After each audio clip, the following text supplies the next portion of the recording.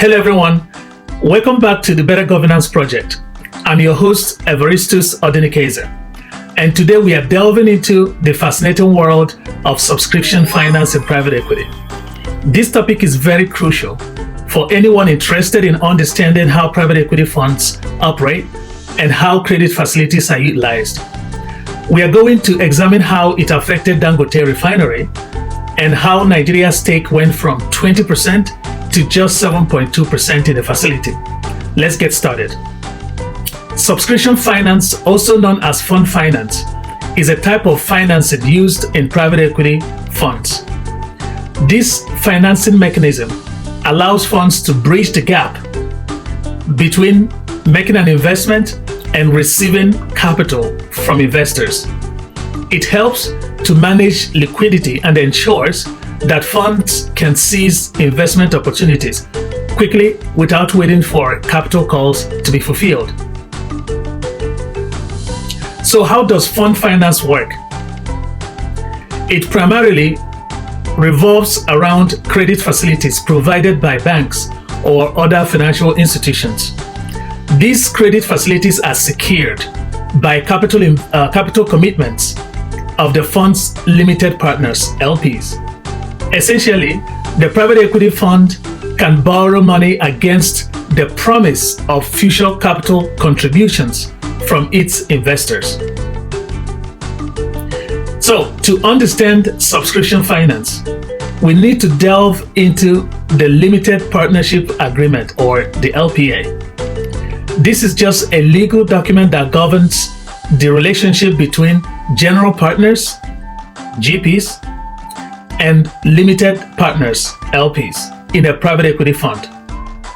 The LPA outlines each partner's rights and obligations, including capital commitments and provisions related to capital calls and overcalls. Capital commitments are the total amounts that LPs agree to invest in a fund, otherwise known as a promise of investment.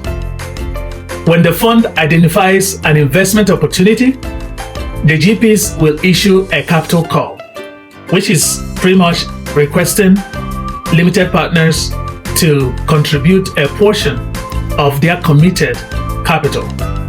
This process ensures that the fund has the necessary capital to make investments as opportunities arise. Let's say, for instance, DANGOTE Refinery was a private equity fund that had $20 billion in capital commitments from various limited partners that included Mr. DANGOTE himself and Nigeria through Nigeria's NNPC. The fund identified the refinery as an investment opportunity that required $20 million, for instance, for machinery at a certain point in the process. The GPs will issue a capital call to the LPs, asking them to contribute their pro rata share of the $20 million. Once the capital is collected, the fund can now proceed with the investment. Now, let's talk about the overcall provisions. These provisions are included in the Limited Partnership Agreement to address situations where some LPs fail to meet their capital commitment. The overcall provisions allow the GPs to call additional capital from the remaining LPs in order to cover any shortfall resulting from the defaulting LP or LPs.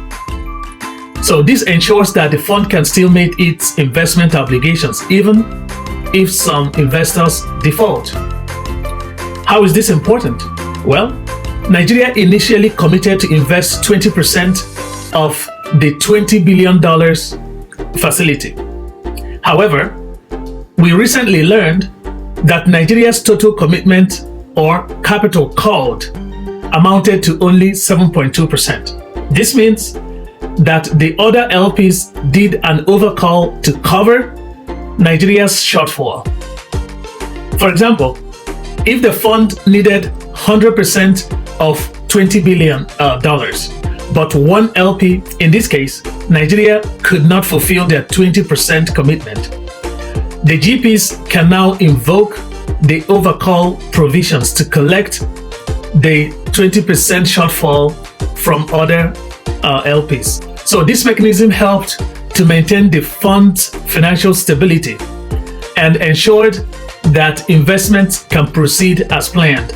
So when Dangote made this known at a press briefing last Sunday, that Nigeria's NNPC stake dropped to 7.2% over the company's failure to keep to their commitment to the facility as at when due in June, right? So this makes perfect sense to me in fund finance world. Credit facilities play a vital role in subscription finance. These are essentially lines of credit provided by banks to the private equity fund secured by the LP's capital commitment. So the fund can draw on the line of credit to make investments quickly, then repay the loan once the capital calls are fulfilled. Again, you may have heard that the Nigerian loan may have been repaid. Subscription finance offers several benefits. First, it enhances the fund's liquidity, allowing it to act swiftly on investment opportunities. Second, it reduces the frequency of capital calls, which can be advantageous for LPs who prefer not to liquidate their assets frequently. Lastly, it can also potentially increase the fund's returns by enabling timely investment. However, it's also very important to note that subscription finance also comes with risks.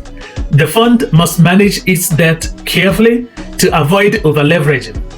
Additionally, the credit facilities costs, such as interest and fees, can impact the fund's overall returns.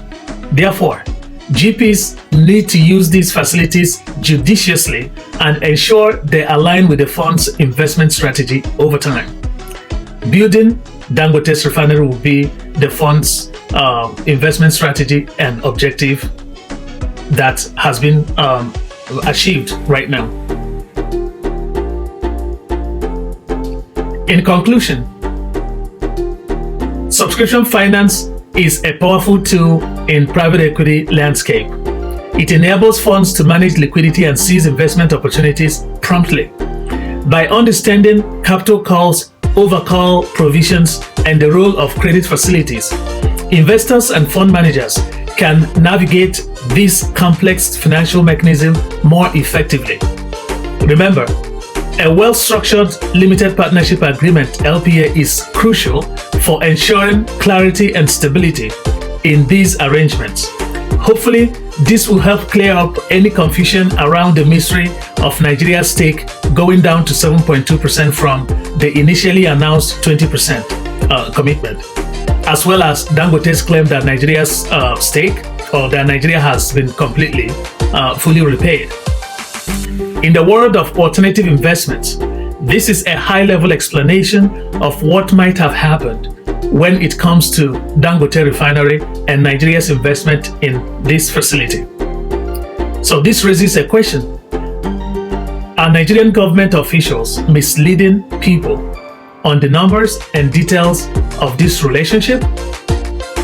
Is Mr. Dangote saying the truth about Nigeria's stake reducing from 20% to 7.2% and or Nigeria being fully repaid? And once again, thank you for joining me on this episode of Better Governance Project.